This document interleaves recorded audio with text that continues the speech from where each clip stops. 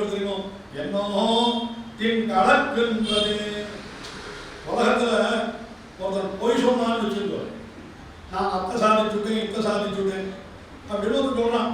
உனக்கு தெரியுமா, நாங்க போனேன், அதை யாரும் உள்ளே விட மாட்டேன்னு சொன்னான். எப்படியோ உள்ள போய் இல்லாத கதையெல்லாம் போய் சொல்லிருப்பாங்க. உடனே பக்கத்தில் வந்து என்னடாயமா அளக்கிறேன், என்னடாயமா அளக்கிறேன். இந்த அளக்கிறேன்றதுக்கு போய் சொல்றேன்னு அர்த்தம் இல்லை, கதை அளக்கிறான்னு சொல்ற அளவு. அளத்தல் என்ற சொல்லுக்கு உலகத்தில் வேறொரு பிரயோகம் உண்டு. என்ன ஒரு பிரயோகம்? கதை அளத்தல், போய் சொல்லுதல் அப்படின்னு அர்த்தம். அதுதான் இங்க ஆழ்வார் என்ன பண்ணிட்டார், ரொம்ப சாமர்த்தியமா உலகத்தையெல்லாம் அளந்தேன்னு சொல்றியே, என்ன அளக்கிற நீ, போய் சொல்றேன்னு. நீ அளக்கவே இல்லை, அந்த மகாபலியை ஏமாத்துட்டு வஞ்சிச்சுட்டு அப்படின்னு ஆழ்வார் சொல்றாங்க. என்னோ இங்கு அளக்கின்றதே என்று சொன்னார். அதனால எம்பெருமானுக்கு இந்த மாதிரிலாம் கிருத்திரிமம் பண்ணினாலும் யார் என்ன தீங்கு விளைவிப்பாங்கன்னு பயம். அதனால பல்லாண்டு பாடியே ஆணும் எம்பெருமானு. ஏன்னா காலம் அன்று அசுரர்களுக்கு பலம் மிகுந்த காலம். இவ்வுலகம் ரொம்ப கொடிய உலகம், எல்லா ஆபத்தை அதிகமாக இருப்பாங்க.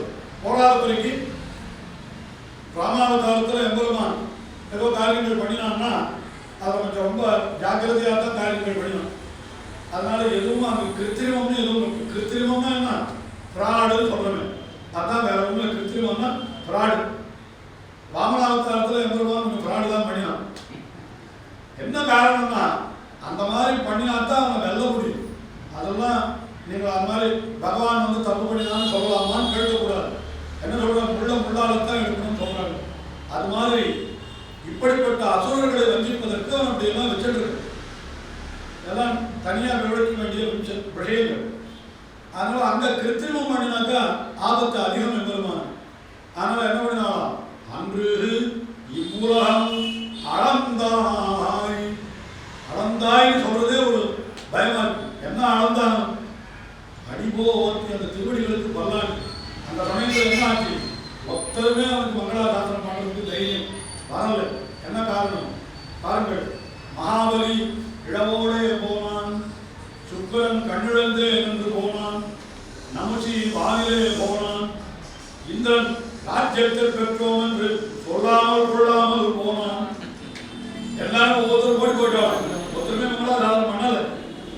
என்ன மகாபலி அவன் எங்க மங்களாசாசனம் எங்க பண்றது, அவனே இந்த எல்லாம் போயிட்டு தல்லாட்சி பாட்டுக்கான். சுக்கரனுக்கு என்னாச்சு, கண்ணு போடுச்சு. மகாபலியுடைய பிள்ளை நமச்சின்னு ஒருத்தன், அவன் வந்து தடுக்கிறான் பெருமாள். இதெல்லாம் திருவடியெல்லாம் நீ மேலே எடுத்துலாம் போகக்கூடாது. என்னதோட என்னது மாயம் என்னப்பன் அறிந்திரன் முன்னைய வண்ணமே கொண்டு அளவாய் என்ன. அந்த நமச்சி வந்து சண்டை போடுறான், என்ன மாயம் இது, நீ வந்து கேட்கச்சே இவ்வளவு உண்டா இருக்கு, இப்போ திடீர்னு இவ்வளவு பெரியவன் ஆயிட்டு, அப்புறம் நீ இந்த காலில் அளக்குறேன்னு சொல்ற. எந்த காலில் அளக்கணும் கேட்டியோ அந்த காலில் அளக்கணும், இது வேற காலம், இந்த காலில் ஒத்துக்க மாட்டேன் அப்படின்னு. உடனே பகவான் வந்து வேடிக்கை வார்த்தை சொன்னான், அது இல்லப்பா, நான் வரைச்சே ரொம்ப துக்கத்தோடு வந்தேன், எனக்கு முன்னாடி நலம் கூட இல்லையேன்னு துக்கத்தோடு வந்தேன். ஆனால் உங்கள் அப்பா கேட்ட உடனே உங்கள் அப்பா எனக்கு முன்னாடி கொடுக்குறேன்னு சொல்லிட்டாரா, சந்தோஷத்தில் எனக்கு உடம்பு பூரிச்சு போட்டேன். சந்தோஷத்தில் உடம்பு பெருத்து பூரிச்சா உடம்பு பெருத்து, உனக்கெல்லாம் பெருத்தா இவ்வளோ பெருத்து, இவ்வளோ பெருத்து, நான் என்ன பண்ணுறது, சந்தோஷத்தில் பெருத்த உடம்ப மறுபடியும் சுருக்கிக்கோன்னா அது எப்படி முடியும், என்னால் முடியாது.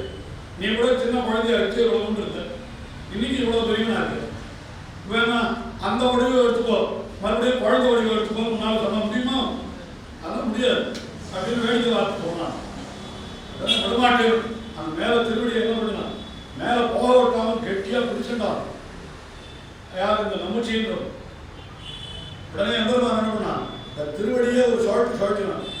மண் நமச்சியை வானில் சுழற்றியா, வானிலே சுழத்தி எரிந்தான். அவன் அங்கேயே சொல்லிட்டு இருக்கான்னு சொல்றான். ஏன்னா ஒரு அளவுக்கு மேலே போயிட்டான், ஆகாசத்துலேருந்து கீழே வரமாட்டான், அங்கேயே இருக்க வேண்டியதான். அப்படியே பிராணத்துக்கு வரைக்கும் எல்லாம் பிராணம் போயிட்டாலும் அப்படியே வளர்ந்துட்டு இருக்க வேண்டியது, வேற வழியே கிடையாது. மண் நமச்சியை வானில் சுழற்றிய இன்னும் முடியானே அச்சோ அச்சோ பெரியாழ்வாருடைய பாஷம். அதனால அங்க எல்லாரும் பகவானுக்கு விரோதிகளா போயிட்டாங்க. இடத்துல நியாயமா இந்திரன் ஒத்தன் அவனுக்கு ராஜ்யம் கிடைச்சது.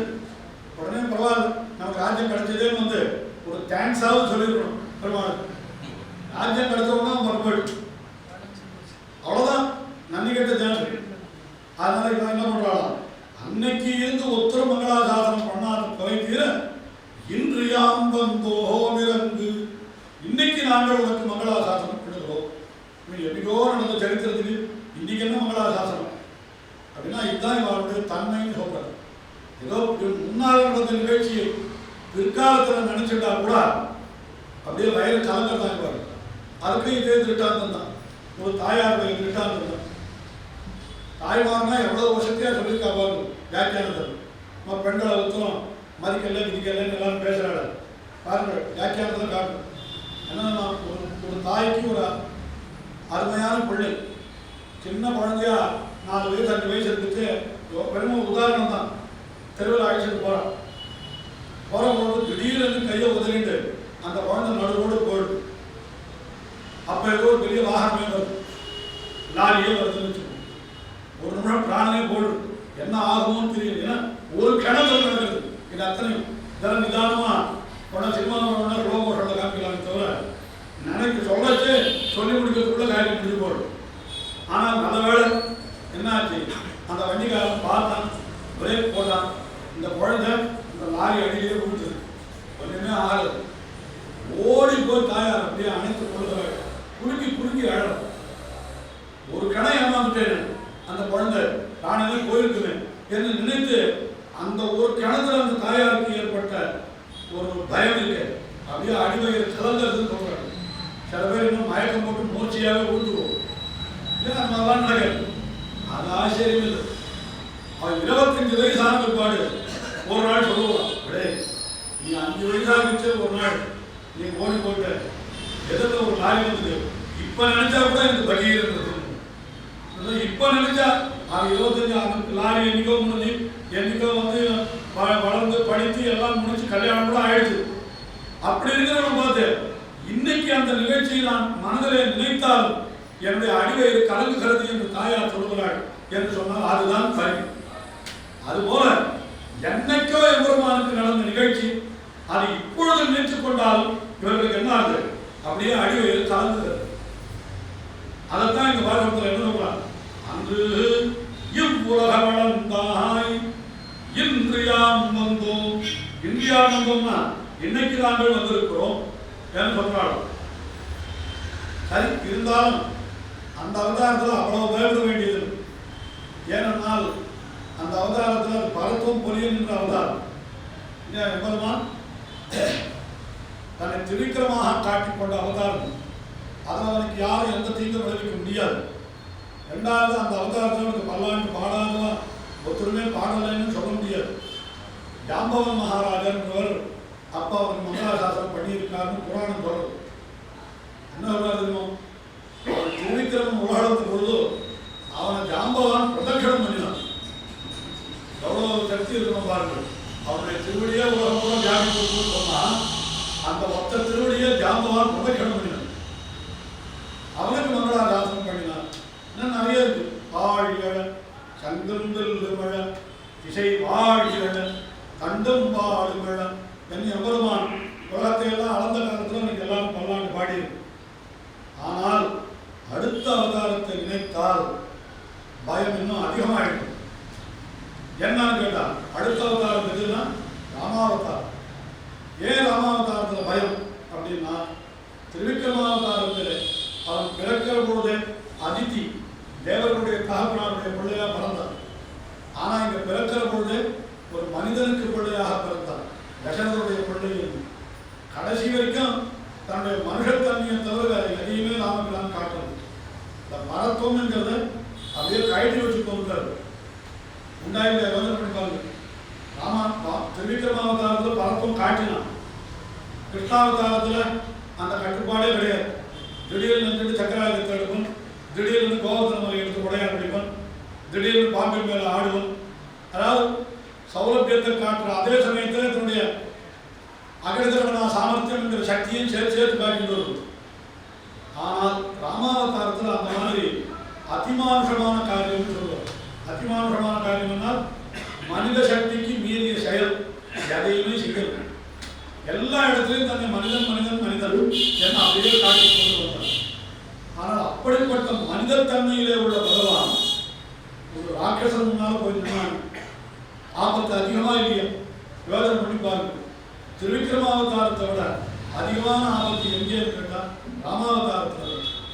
உடனே பார்த்தார்கள் ராமாவதாரத்துக்கு பல்லாண்டு சென்று அங்கு தென்னிலங்கை செத்தாய் திரள் போத்தி சென்று அதுவும் அதாவது ஒவ்வொரு வார்த்தையும் மங்களாசாசனத்துக்கு காரணம். சென்றுன்னா அப்புறம் அங்குன்னு தென்னிலங்கைன்னு செற்றாய் எல்லாத்துக்கும் மங்களாசாசனம் பண்ணணும். என்ன காரணம்? சென்றுன்னா இங்க என்ன ஆச்சு? திருவிக்ரமாவதாரத்துல ஒரு இடத்துக்கு போகல. பகவான் என்ன பண்ணினா நின்ன இடத்துலயே காயத்து சாப்பிட்டு 4 இடத்துல போனான்னு இருக்கட்டும். ஆனால் அதுக்கப்புறம் ஏதாவது காரியம் பண்ண வேண்டி இருந்தது அவனுக்கு. கடல் தரம் ஒன்றே நிலமுழுதாய்க்கு நின்றதோர் பாதம் நிலம் புதைப்பா என்றெல்லாம் சொல்லும்படி நின்ற இடத்தில் இருந்து கொண்டே செய்த காரியம் எது திருவிக்ரமாவதாரத்தில். ஆனால் இந்த அவதாரத்தில் ராமாவதாரத்தில் அப்படி இல்லையே. சென்று எவ்வளவு தூரம் நடந்து போனோம். நடந்து போன தூரத்தை எவ்வளவு சொல்றது? அயோத்தியிலிருந்து புறப்பட்டு கடைசியில் லங்காத்வாரம் வரைக்கும் நடந்து போனான்னு சொன்னான். யோஜனை பண்ணி பாருங்கள். இந்த அயோத்தியையும் இந்த லங்கையும் என்றே கொண்டாலும் கூட எவ்வளவு தூரம் போகணும். அத்தனையும் தான் அந்த காலத்தில் என்ன ரோடா போட்டு வச்சிருந்தாங்க. எல்லாம் கல்லிலும் முள்ளிலும் மலைகளிலும் ஏறி இறங்கி எவ்வளவு கஷ்டப்பட்டான். தொண்டுவையில் மறுத்த வெம்பரல் மேல் கண்கடியால் மன்னனிரானம் பின் வைதேவியன் நுரைக்கம் அண்ணனுடைய வழங்கு நடந்திரனே. துண்டு வெயில் நிறுத்தார் சொல்றார். தசரதன் புலம்பிய புலம்பலே சொல்றார். என்ன சொல்றார்?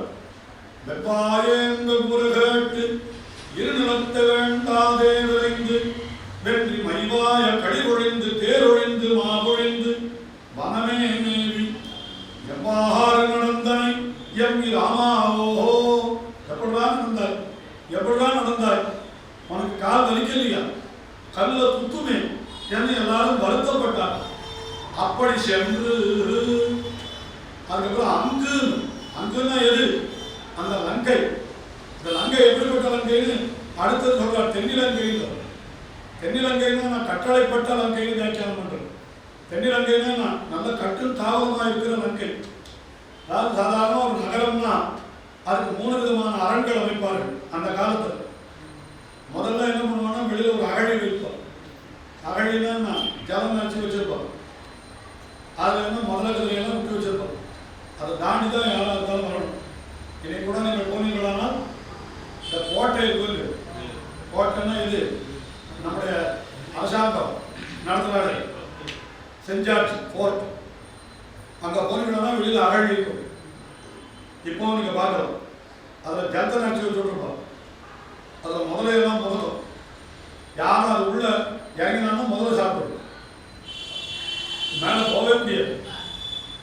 அது முதல் அரண். 2வது அரண் என்னன்னா நிறைய பெரிய மதுளை கட்டி வச்சிருக்கோம். அந்த மதில் தடுக்கும். 3வது அரண் என்னன்னா மதுளை தாண்டின உடனே காடு, நிறைய காடுகள். இந்த காட்டை தாண்டினா தான் உள்ள நகரம் இருக்கு. இந்த காட்டுக்குள்ள போயிட்டான்னு வச்சுக்கோ எந்த திக்கில் போறான்னு உங்களுக்கே தெரியாது. திரும்பி உள்ளே சுற்றிட்டு இருப்பாங்க. அப்படியே பிராணம் போயிடும். அந்த மாதிரி இவனை மயக்கும்படியாக காட்டு வளர்த்து வைத்திருப்பார்கள். இதெல்லாம் எதுக்குன்னா பகைவர்கள் நெருங்காத இருக்கிறதுக்கா பண்ணக்கூடிய ஏற்பாடு. ஆனால் இந்த லங்கைக்கு என்னன்னா இது 3 இயற்கையாகவே அமைந்திருந்தது. லங்கைக்கு எது அகழி? சமுத்திரமே அகழி, கடலே அகழி. அது அதுக்கு பிறகு மதில் எதுன்னா மலைகளே மதில்.